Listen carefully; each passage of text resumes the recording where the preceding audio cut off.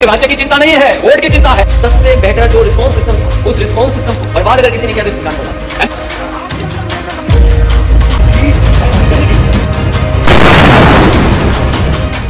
लोकसभा चुनाव में इंडिया गठबंधन के प्रदर्शन से उत्साहित राहुल गांधी ने रायबरेली में बड़ा बयान दिया है। उन्होंने मंगलवार को दावा किया कि अगर प्रियंका गांधी वाराणसी लोकसभा सीट से चुनाव लड़ती तो प्रधानमंत्री नरेंद्र मोदी 2 से 3 लाख वोटों से चुनाव हार जाते।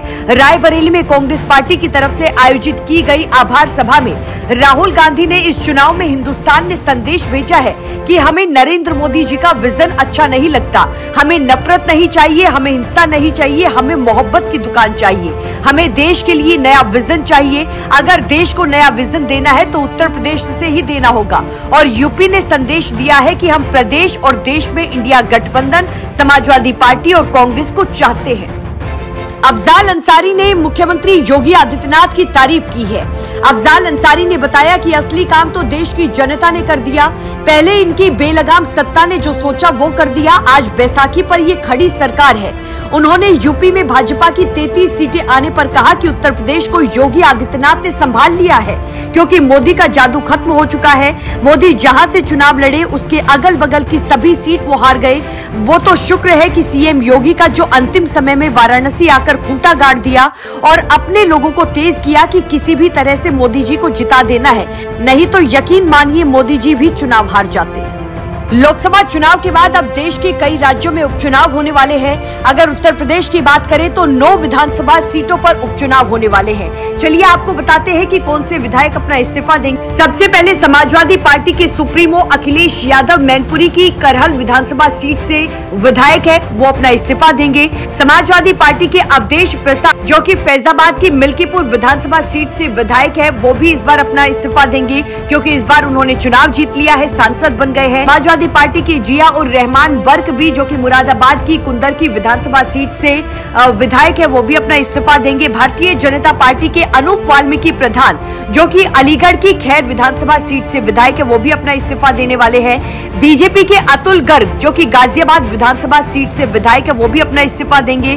भारतीय जनता पार्टी के प्रवीण पटेल जो कि फूलपुर विधानसभा सीट से विधायक है। आरएलडी के चंदन चौहान जो कि मीरापुर विधानसभा सीट से विधायक है और निषाद पार्टी के विनोद कुमार बिंद जो कि मिर्जापुर जिले की मझवा विधानसभा सीट से विधायक है। इस बार इन तमाम लोगों ने सांसद का चुनाव लड़ा और वो सांसद बन गए हैं, इसलिए इस बार इन लोगों को अपने विधायकी से इस्तीफा देना पड़ेगा। लोकसभा चुनाव 2024 में भाजपा को यूपी में मिली करारी हार के बाद अंदरूनी लड़ाई अब बाहर आने लगी है। पश्चिमी यूपी में बीजेपी के बड़े नेता माने जाने वाले पूर्व केंद्रीय राज्य मंत्री डॉक्टर संजीव बालियान ने बड़ा बयान दिया है। पार्टी के जय चंदों की वजह से उनकी हार हुई है। डॉक्टर संजीव बालियान के बयान पर सरधना की पूर्व विधायक संगीत सोम ने अब जवाब दिया है। उन्होंने कहा कि संजीव बालियान खुद अपने व्यवहार के कारण हारे हैं। मंगलवार को संगीत सोम ने मेरठ कैंट स्थित अपने आवास पर पत्रकारों से पीसी की और कहा कि डॉक्टर संजीव बालियान सरधना विधानसभा से नहीं हारे, उन्हें बराबर वोट मिले हैं। उत्तर प्रदेश के जनपद बांदा में एक रेप पीड़िता न्याय के लिए थाने के चक्कर काटने के बाद अब सीएम योगी आदित्यनाथ से इच्छा मृत्यु की गुहार लगाने के लिए मजबूर हो गई है। पीड़ित महिला न्याय के लिए इच्छा मृत्यु की मांग की गुहार लगाते हुए हाथों में तख्ती लिए हुए पुलिस अधीक्षक कार्यालय पहुंची। मामला गिरनवा थाना क्षेत्र के पास एक गाँव का है, जहाँ रहने वाली एक महिला ने आरोप लगाते हुए बताया कि 3 जून को गाँव के रहने वाले 2 युवकों ने उसे अकेला पाकर उसके घर में घुसकर बारी बारी से दुष्कर्म किया था और मुंह खोलने पर जान से मारने की धमकी दी थी, जिसके बाद से न्याय के लिए वो लगातार थाने के चक्कर काट रही है, लेकिन पुलिस समझौते के लिए दबाव बनाकर उसे लुटा देती है।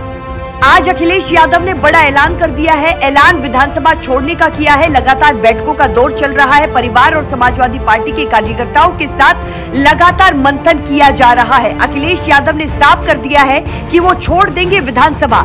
हालांकि साफ नहीं किया कि क्या वो करहल छोड़ने वाले हैं, लेकिन मतलब साफ था। लेकिन जब नेता प्रतिपक्ष के बारे में उनसे सवाल किया गया तो उन्होंने इशारों ही इशारों में जवाब दिया। नेता प्रतिपक्ष का फैसला ऐसा होगा जिससे पार्टी को मजबूती मिले। क्या इशारा अखिलेश यादव पीडीए की तरफ करना चाहते थे, क्योंकि इस बार के चुनाव में समाजवादी पार्टी ने पीडीए का मुद्दा जोरों शोरों से उठाया था और पीडीए ने समाजवादी पार्टी को फायदा पहुंचाया था, या फिर ओबीसी पर दांव लगाएंगे अखिलेश यादव। यूपी की योगी सरकार ने अपने लाखों कर्मचारियों को बड़ा तोहफा दिया है। वेतन वृद्धि को लेकर आए प्रस्ताव पर कैबिनेट ने मोहर लगा दी है।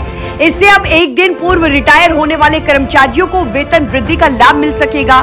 इसके अनुसार अब 30 जून और 31 दिसंबर को रिटायर होने वाले सरकारी कर्मचारी को 1 जुलाई और 1 जनवरी से प्रस्तावित वेतन वृद्धि का लाभ मिल सकेगा। वित्त मंत्री सुरेश खन्ना ने बताया कि अभी तक जो व्यवस्था थी उसके अनुसार 30 जून और 31 दिसंबर को रिटायर होने वाले कर्मचारियों को 1 जुलाई या 1 जनवरी को प्रस्तावित वेतन वृद्धि का लाभ नहीं मिल पाता था। कांग्रेस महासचिव प्रियंका गांधी ने मंगलवार को रायबरेली में कहा कि कार्यकर्ताओं ने कठिन से कठिन परिस्थितियों में काम किया है। चुनाव जीतने के लिए हमने यहाँ एक सेना बनाई। सेना के तहत अमेठी और रायबरेली में जीत दर्ज की। अवध से पूरे देश में संदेश गया कि हमें समर्पित, सच्ची और साफ राजनीति चाहिए। भुए मऊ गेस्ट हाउस में अमेठी और रायबरेली की संयुक्त आभार सभा में प्रियंका गांधी ने सभी का आभार जताया। इस बार चुनाव संचालक केएल शर्मा नहीं रहे। वो अपना चुनाव लड़ रहे थे, लेकिन उनकी कमी को निर्मल शुक्ला, विजय शंकर अग्निहोत्री और पंकज तिवारी ने पूरा किया है। इस चुनाव में कार्यकर्ताओं ने पूरे जोश के साथ चुनाव लड़ा है। हमारे साथ 100 साथी जो 2022 में भी काम किया था, वो भी पूरी मेहनत के साथ उन्होंने काम किया है। समाजवादी पार्टी के अध्यक्ष अखिलेश यादव यूपी के कुछ जिला अधिकारियों से बेहद नाराज है। लोकसभा चुनाव में इन सीटों पर मिली हार को लेकर अखिलेश यादव ने यहां तक कहा कि जिन जिला अधिकारियों ने हराया है उन्हें भूलेंगे नहीं। अखिलेश ने 3 से 4 जिलों का नाम लेते हुए कहा कि वो जिला अधिकारियों को एक तरह से चेतावनी भी दी है।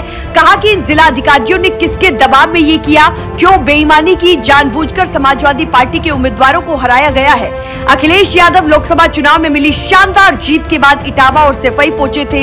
यहाँ कार्यकर्ताओं से संवाद किया और उन्हें जीत के लिए बधाइयां भी दी है।